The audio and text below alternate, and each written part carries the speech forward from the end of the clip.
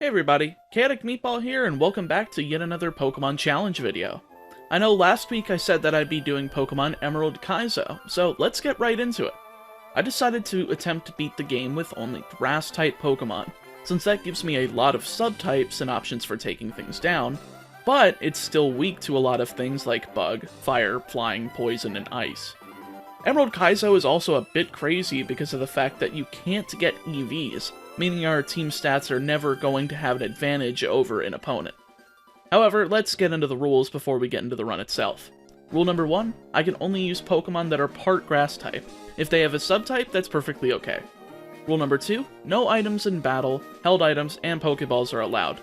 Mostly because the game doesn't even allow you to use items in battle, it's that hardcore. Believe me, this is going to make the challenge extremely difficult. And rule number 3, no glitches. And if you're looking forward to seeing all of these tough battles, make sure to click like, subscribe, and ring the bell and click on all notifications so that you don't miss an upload. Let's boogie! So, I decided to start with Trico because it wouldn't make sense to pick something not Grass type for this challenge, and the beginning of the game is quite normal. It isn't until I get the Pokedex and move on to Route 102 that things start getting a bit crazy. The first trainer has 3 Pokemon. Luckily though, Sunkern and Hoppip are accessible on Route 103, so I make sure to catch one of both and grind up all 3 of them over to level 10, allowing me to continue through the tutorial and fighting the trainers up to Petalburg Woods. I'm just gonna say now, if I bring up literally every trainer I had trouble with, this video is going to be nearly 2 hours long, so I saved in front of literally every trainer and just refought them if I lost. There's no way I'm going to allow myself to white out and lose money for healing items, since usually my team gets decimated at the end of every battle, and I don't always feel like going back to the Pokemon Center to heal, so the money is handy. So, let's see what the Magma Grunt has. Oh lord, that's 5 Pokemon. Well, luckily my Sunflora, since I evolved it with a Sunstone that I got when catching it, has growth, and I did quite a bit to his Magnemite before it got KO'd and led me to finish it with Hoppip. Next out is Houndour, and Aerial Ace barely doesn't one-shot, allowing me to finish it as well. Next out is Bagon, which doesn't hit too hard, and I'm able to KO with 2 Aerial Aces. Next out is Coughing, which is apparently good at Protect Stalling, but I'm able to hit it with 2 Confusions, leaving only Duskull. It finishes me with Shadow Sneak, so I go out into Trico and finish it with 2 Pursuits. It also had Leftovers. Yeah. I definitely should give something Thief once I get it in Sleepboard. But yeah, at this point, that's basically how all battles are. Slugfests and strategy that require me to have at least some sort of type advantage to make up for the numbers game. You'll also probably notice that all of the Pokemon have revised movesets, along with newer generation moves to allow for some variety and utility, so that every Pokemon is at least usable and can work well. There's also patches of grass added to towns for extra wild Pokemon, and luckily Rustboro City is full of grass types. So I made sure to grab Shroomish, Chikorita, and Cacnea before heading into the Rustboro City gym.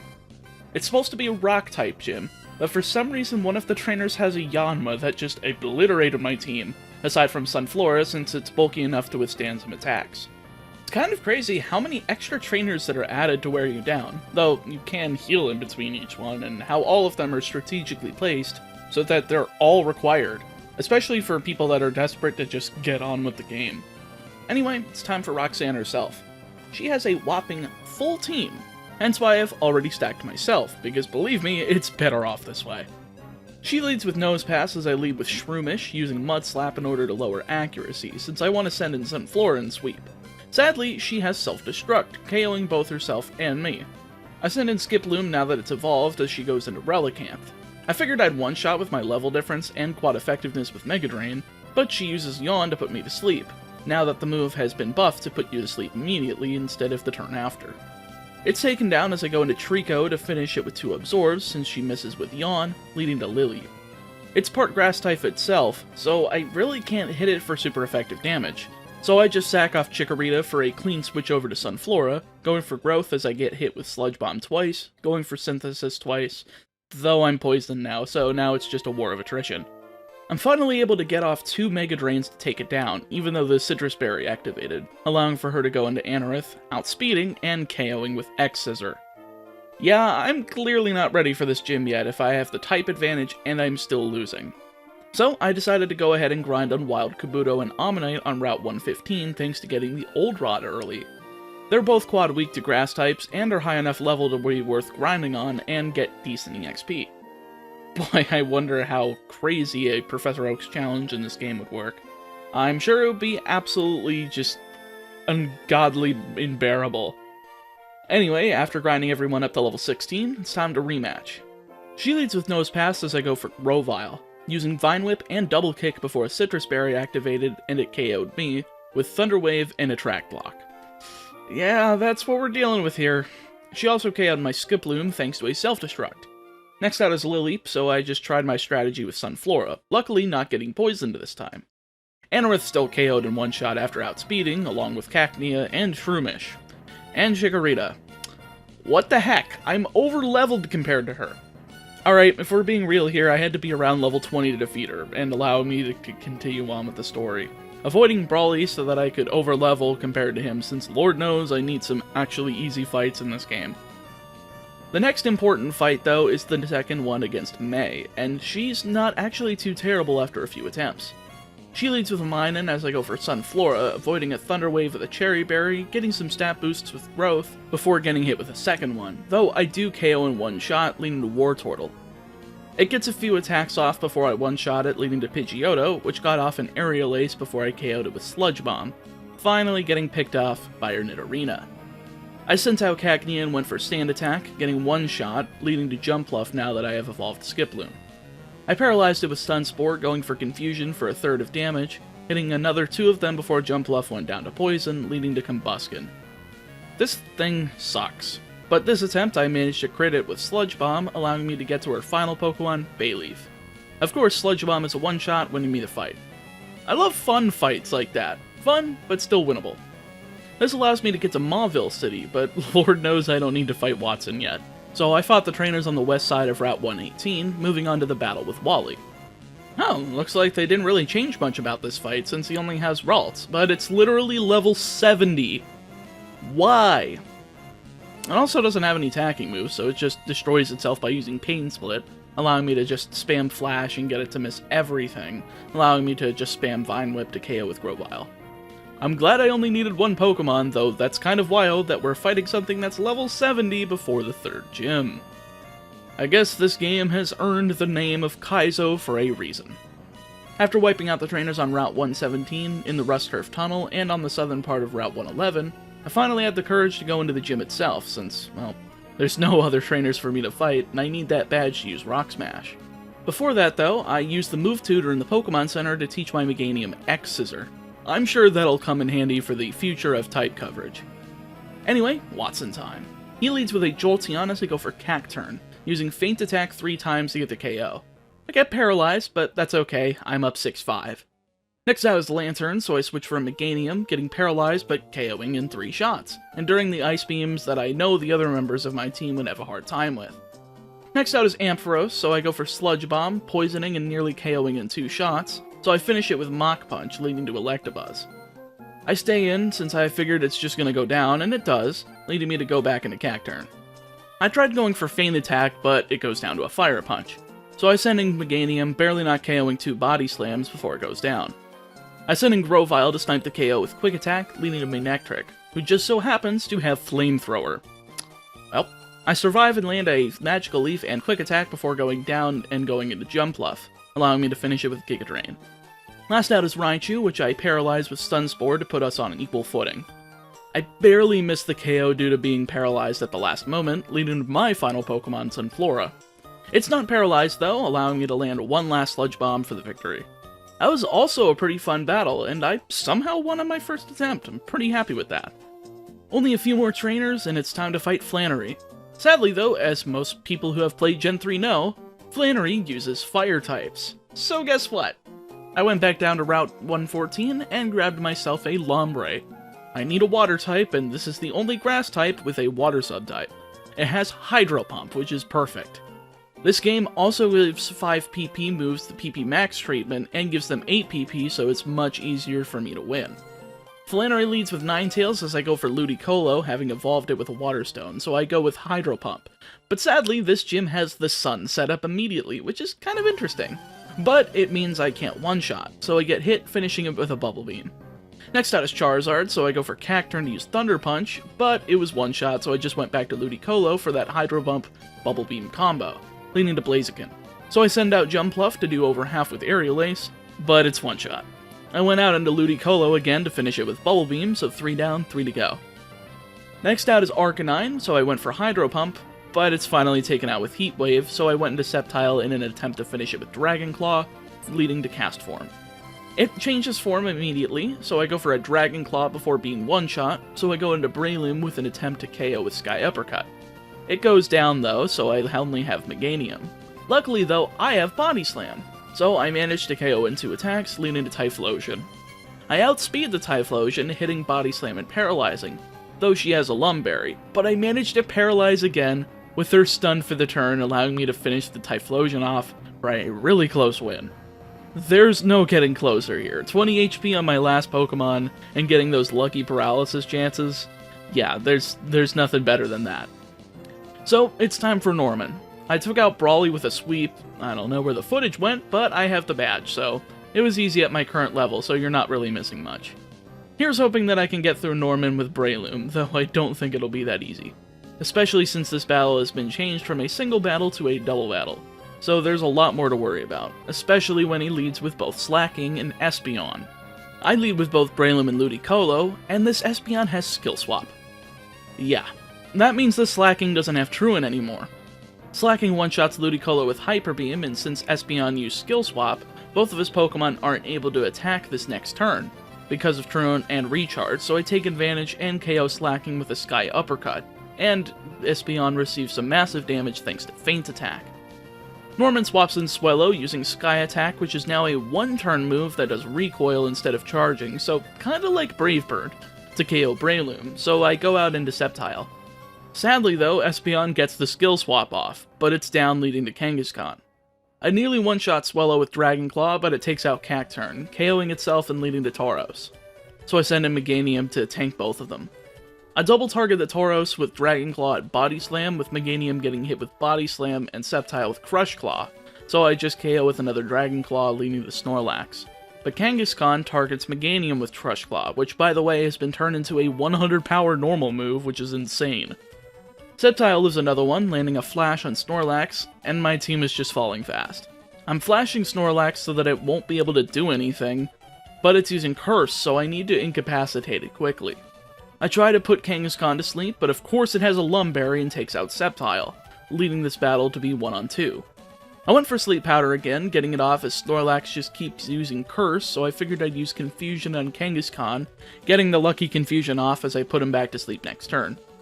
It literally wakes up on the next turn I put it to sleep, but it hits itself again, so I keep nailing it with Aerial Ace, eventually taking it down with a critical. Not sure if it would have woken up that turn, but I'll take it.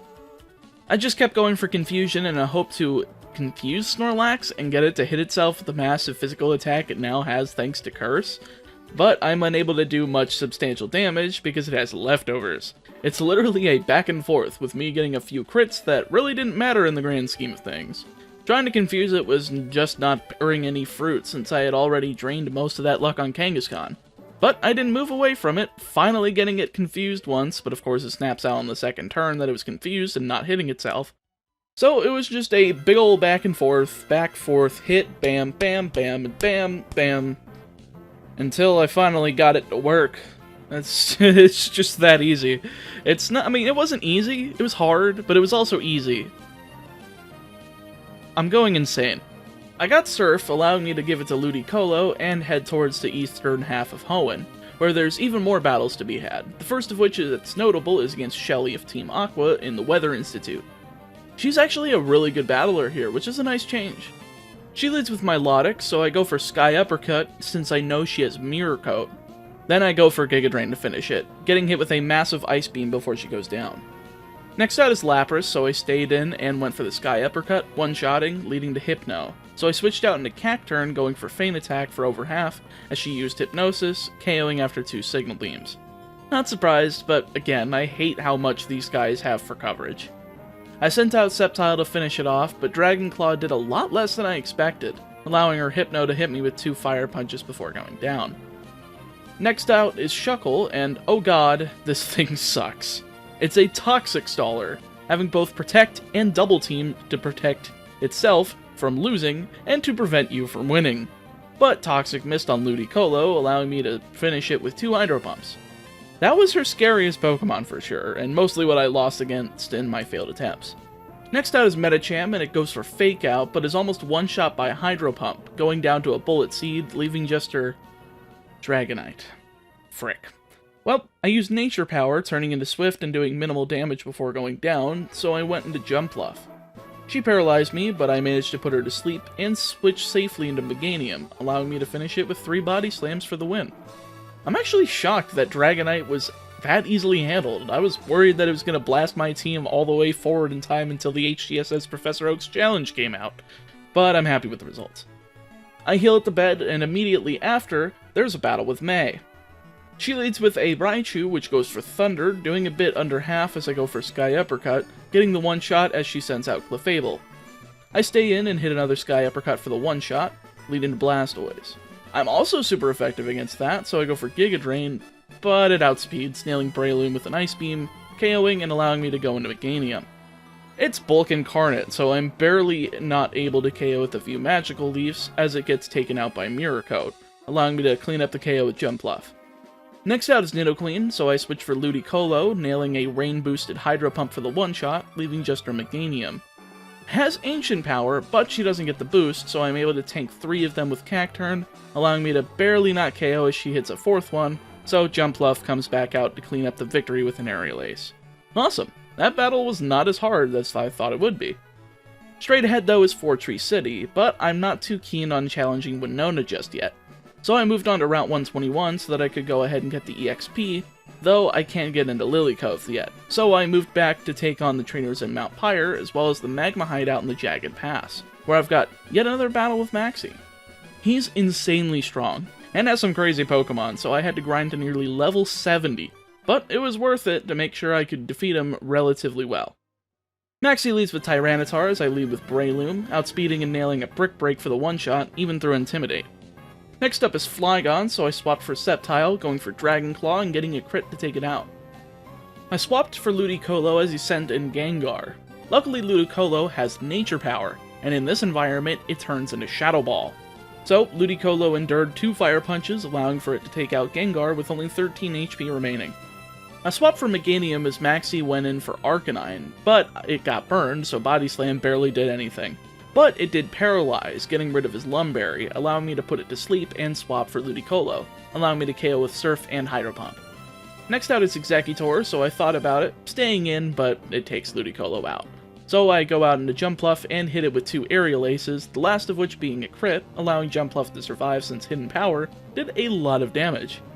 Maxie's last Pokemon is Entei. So I went out into Sceptile and went for Flash, hitting it all 5 times before going down to a Sacred Fire. Yikes, if anything gets hit with that, I am done. So I swapped into Jumpluff, managing to put it to sleep as he misses Extreme Speed. But he has a Lumberry, so I do it again, and started to use Aerial Ace over and over again until it woke up, missing yet another Extreme Speed. But the last one managed to connect, so I swapped into Cacturn. He missed Sacred Fire, allowing me to connect with Feint Attack, but the second connected, leaving just my Breloom. He missed his last Sacred Fire, allowing me to finish it off with a single Brick Break. That was a close one. That was... wow. Entei is strong. After this, I went straight back to Fortree in order to take out Winona, and now it's time for you to learn why exactly I waited to take her on. She uses all 3 Kanto Legendary Birds. Yeah.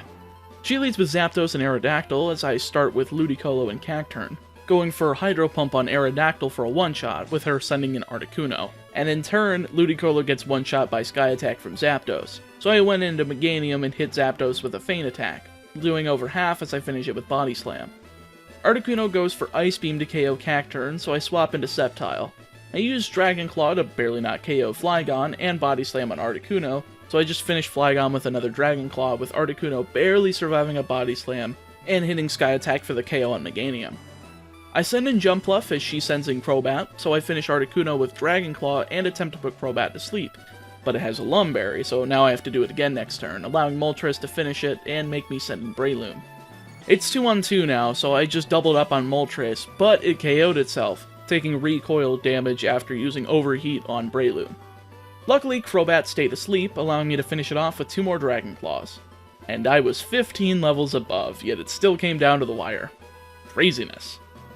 I moved over to Lily Cove so that I could take out the Aqua hideout, but unfortunately May is now placed in the way rather than in front of the mart like she normally is, so let's take her out for impeding my progress. She leads with Miltank as I go for Breloom, getting hit with Fake Out and Body Slam before one-shotting with Sky Uppercut, leading to Blastoise. I switch for Meganium, going for X-Scissors since I know this Blastoise is Mirror Coat, allowing me to finish it with a critical Petal Dance afterwards. Next out is Ampharos, so I just keep laying in with Petal Dance, finally landing 3 of them before it goes down. I'm paralyzed, but I stay in for Nidoqueen, getting hit with a Poison Fang before hitting a Body Slam and finally going down. I cleaned up the KO with Ludicolo Surf, leading to her own Meganium. Jumpluff is perfect for handling this thing, getting a critical Aerial Ace as it puts me to sleep, barely not KOing as I wake up and finish it off, leaving just her Blaziken. So I went into Ludicolo and just obliterated it with Hydro Pump for the win. Man, I think I went out of order with these battles, because that level difference was quite a jump between high, then low, then high again. Whoops. With that though, I'm able to storm the Aqua hideout and fight Admin Matt. He leads with Glalie as I go with Meganium for the bulk, going for Petal Dance as he does barely under half with Ice Beam, so he just goes for Explosion to finish both of us off. Next out is Wailord, so I went into Cacturn to nail a Needle Arm, barely surviving an Ice Beam as I get one more Needle Arm, luckily getting a crit to finish it off. Next out is Kingdra, so I swapped for Sceptile so that I'd be able to hit it with 2 Dragon Claws, KOing it after it set up a Rain Dance and nailing a strong Ice Beam. Next out is Dragonite, so I keep it in Sceptile for Dragon Claw, barely doing under half as he uses Superpower, which is also now a recoil move, KOing and allowing me to sack off Cacturn, finally sending out Jumpluff to put it to sleep. But of course he has a Lumberry, and I survive barely from a hidden power to put it to sleep again, swapping for a Breloom so that I could KO with 2 Sky Uppercuts. Second to last out is Machamp, so I swap for Jumpluff so that I could attempt to put it to sleep, but I'm outsped and KO'd, so that I go into Ludicolo as he uses Superpower, doing quite a bit of damage to itself as I nail a Hydro Pump for the near KO, as it finishes it with Superpower, leaving just my Breloom. Sky Uppercut manages to finish it, leaving his last Pokemon, Tauros. Intimidate kind of sucks, but it doesn't matter since he uses Double Edge, gets the recoil, Effect Spore activates and poisons it, and I barely miss the KO with Sky Uppercut, but it still finishes it with the poison damage. Literally, what were the chances of that win? That was a heck of a battle, and I only won because of that, since I lost nearly 10 times before this attempt. Craziness. This entire run has just been craziness. Afterwards, I fought the water trainers on Route 124 between Lily Cove and Moss Deep, fighting the gym trainers in double battles before getting to tame Liza. And guess what? They start with Latias and Latios. How the heck do these gym leaders and team leaders keep getting legendaries? Oh well, I led with Meganium and Sceptile so that I can use Dragon Claw on Latias as it hits Meganium with Mist Ball and Latios hits Sceptile. Meganium uses X-Scissor on Latias, barely not finishing, so I use Dragon Claw on the next turn to finish off Latias. Next out is Starmie, as Latios finishes Sceptile with Hidden Power, so I go out into Ludicolo as Latios takes over half with X-Scissor. I finish it next turn as I go for Bullet Seed on Starmie as I see a Jirachi. 3 legendaries. Ugh. Next turn Ludicolo goes down, so I swap for Cacturn, getting burned with Fire Punch as I finish Starmie with X-Scissor, leading to Gardevoir. Jirachi finishes Cacturn, so I went out into Jumpluff as Meganium one-shots Gardevoir with X-Scissor, leading to Medicham. They double up on Jumpluff, but it survives, so I'm able to double up on Medicham to finish it off, leading to me sending in Breloom and going 2-1. Next turn, I nearly KO with X-Scissor and Sky Uppercut, but Jirachi KOs Meganium, allowing Breloom to finish with Sky Uppercut. I'm surprised I was able to do that battle at such a low level, since, after all, 3 legendaries and other tough Pokemon like Gardevoir? That's a little bit to stand up to. Straight after this, I have to fight Team Magma in the Space Center, teaming up with Steven as I go for them, and this battle was really hard. So hard to the point where I needed to grind on the water routes below in order to get around level 80. I'm only allowed to select 3 Pokemon for this battle, as Steven takes up the other 3 slots with a Metagross, Aerodactyl, and Starmie, but I still lost again and again. However, I got a little bit more knowledge on each attempt, and it ended up working out eventually. Maxie and Tabitha lead with Gengar and Tauros, as Steven and I go for Aerodactyl and Sceptile. Dragonclaw and Gengar does nearly half, as Earthquake only hits Sceptile, as Ice Punch does quite a bit of damage. Tauros and Gengar are nearly down as Sceptile goes down, so I just went into Meganium as they attempted to double up on Aerodactyl to finish it, both missing since he went for Fly, allowing me to finish Gengar with Petal Dance. Next out is Salamence, which has Intimidate, and kinda sucks, but we double up on Salamence for about a third, allowing me to get rid of his Lumberry as Aerodactyl goes down, leading to Starmie. I went for Body Slam again on Salamence in an attempt to paralyze again, doing so as Metagross comes out. The next goal was to KO Tauros since Earthquake does massive damage to Metagross, so I do so, leading to Flygon. Metagross nails a massive Meteor Mash critical to take it out immediately, leading to their own Metagross as Salamence is paralyzed for the turn. I used Body Slam in an attempt to paralyze Metagross since I knew it was going to try Earthquake to take out the Metagross on my side, which of course it does since it has a Lumberry, so eventually Meganium goes down and I have to go into Ludicolo for a Hydro Pump on Salamence, taking it out, leaving just Charizard and Metagross. Metagross gets a crit with Shadow Ball, but Hydro Pump is enough to KO Charizard as it remains paralyzed. So I might have a chance here. As sadly though, Hydro Pump barely doesn't KO. But he's paralyzed again, and I'm able to KO. Whew, I thought I was going to have to try that again. That battle can be very hectic, even in regular Emerald solo challenges, so I'm not surprised that it's insane here. Afterwards, I get Dive from Steven and take care of the Seafloor Cavern, eventually getting to Archie for the final confrontation against him.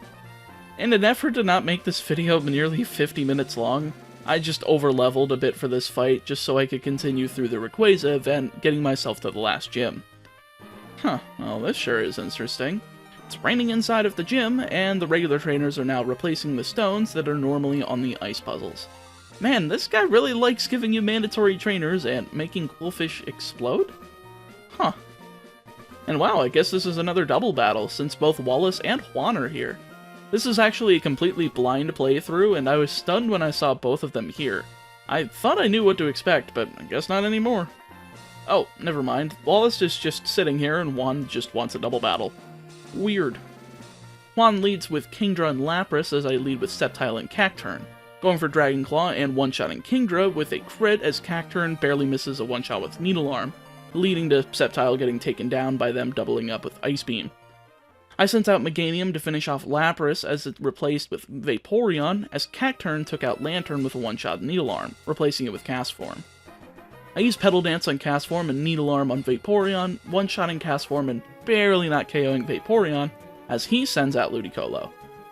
I went for Sludge Bomb on Ludicolo, barely not one-shotting as Vaporeon puts Cacturne to sleep, but I finished Ludicolo next turn with a Body Slam as Cacturne wakes up, allowing it to finish off Vaporeon with a Needle Arm and winning me the battle. I love how specifically this gym battle is easier than like the last 3 battles, but hey, that's what type advantage and level difference can do for you. Either way, 1 victory road later, and it's time for the Elite Four. I caught some new Pokemon for it as well, since I wanted to use things that didn't have a bunch of HM slap onto them, so I got myself a new Sceptile and Breloom, and replacing both Jumpluff and Ludicolo with Venusaur and Cradilly. Since the Pokemon League shop actually sells rare candies, I just slapped all of these on everyone to get to level 100 and went in. Again, because this game doesn't have EVs, it's a lot easier to just slap rare candies on them and it not be that big of a deal. I feel like this is the best team I can produce too, especially since I don't really need any water types for anything in the league, otherwise I would have replaced Cacturne with Ludicolo, but it's all good I think. Sydney's up first and leads with Sableye, so I go for Venusaur as a tank and put it to sleep, going for Leaf Blade 3 times to take it down. Next out is Alakazam, so I swap for Cacturne, getting nailed with a Fire Punch, but I get a one-shot thanks to a crit. Not sure if I needed it, but I'll take it. Next out is Jolteon, so I went out into Cradilly, going for Confuse Ray so that I could heal myself with Giga Drain, KOing after a few attacks. Next out is Machamp, so I swap for Breloom and hit it with a massive Sky Uppercut, getting hit with Superpower, barely not KOing, but doing enough recoil damage for me to finish it off with another Sky Uppercut. Next out is Houndoom, which is part Dark type, so I tried to stay in to hit at least one attack, but it outsped to KO with Heat Wave, so I just went into Sceptile to go for Quick Attack, since I wasn't sure if it would even outspeed either. But it was KO'd immediately too. I went out into Cradilly, taking a Heat Wave, allowing me to KO with Earth Power, leading to his last Pokemon, Tauros. I swapped for Meganium and went for Petal Dance, taking 2 Double Edges to pick up the KO, finally beating Sydney. I'm actually shocked how I was able to take him down so easily, though I definitely don't think it'll continue. Phoebe leads with Gengar as I go for Cacturn, but of course she has Ice Punch, and outspeeds, so I can't KO despite doing massive damage with Feint Attack. I sent out Sceptile and she just kept going for Destiny Bond, so I kept going for Quick Attack until it ran out of PP, allowing me to finish it with Crunch. Next out is Ludicolo, so I swapped for Venusaur, going for Sludge Bomb and getting a crit and taking it out, leading to Gardevoir. Sceptile is nice for this with Crunch, where I managed to get the special defense drop before it took out Sceptile, so I swapped for Meganium, nailing it with an X-Scissor to take it down. Crobat's out next, so I swapped for Venusaur since I know it doesn't have a Lumberry, so I went for Sleep Powder, after getting nailed with an Air Slash, swapping for Cradility, confusing it, and going for 2 Rock Slides to take it out. Next out is Sableye, which I attempted to put to sleep with Venusaur, but it has a Lumberry, so I went into Cradility to confuse it, making it hit itself and nailing it with an Earth Power for minimal damage, but it hits itself again. So I go for Rock Slide, getting 2 flinches, surprisingly, and KOing after 1 more. That was lucky, since I knew it had Recover, and if it did that, it probably would have been able to stall extremely easily. Last out is Dusclops, so I go for Confusion and Flinch strats, eventually taking it out with 1 last flinch on the Rock Slide. Cradilly really coming in clutch here, but it's time to be utterly walled. This is Glacier. She uses Ice types, including Glalie, Lapras, Dugong, and even a Regice. It's hard enough to get through Glalie without it just destroying everything with Ice Beam, since it's decently fast. Her last 2 Pokemon are Wailord and Swampert though, so the majority of her team is part Water type, so I had to strategize about what I needed to use in order, and what I needed to bait out certain Pokemon, and eventually I managed to beat her. Glacier leads with Glalie as I lead with Breloom, getting 1 shot, so I don't know why I kept leading with it because I knew it wasn't going to outspeed. Oh well. I sent in Sceptile next, surviving an Ice Beam, and nailing a strong Giga Drain before going down to another one.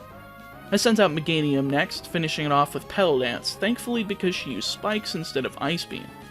Next out is Dugong, so I went for Petal Dance again, doing over half as I survive an Ice Beam, doing the same thing next turn to take it out. Next out is Lapras, so I stayed in and went for Petal Dance for the last time, doing nearly half as Meganium goes down.